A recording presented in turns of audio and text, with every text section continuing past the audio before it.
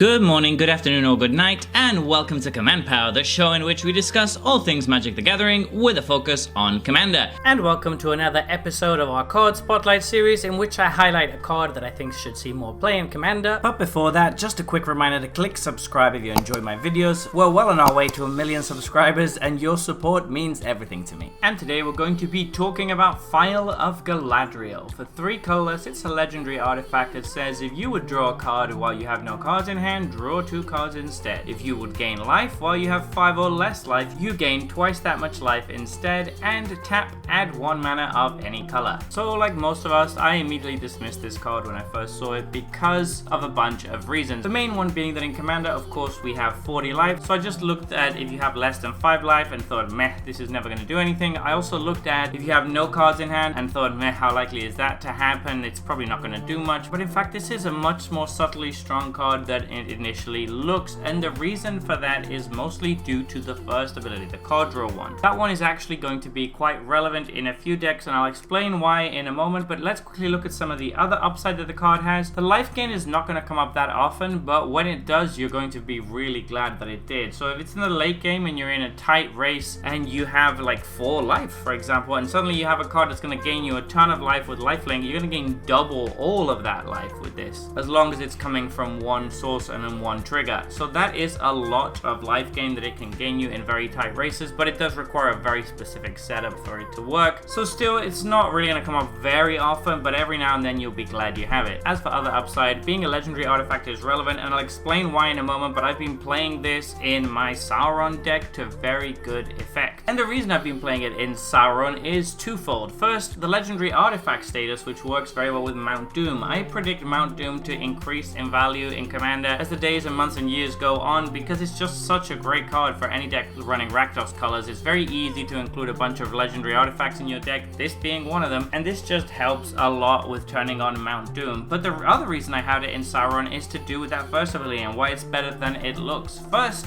it's really good in any deck that's just dumping their hand out and being really aggro. It's going to draw you an extra card in those decks very easily just by passing the turn with an empty hand and going to your next turn and then drawing. Normally during your draw step, you will draw an additional card with this. That's already pretty solid, and that would be fine for 3 mana. You'd be pretty happy with that. But you can actually build around this ability quite a bit with certain cards. So the reason I said it was so good in Sauron is because Sauron has a lot of self wheels.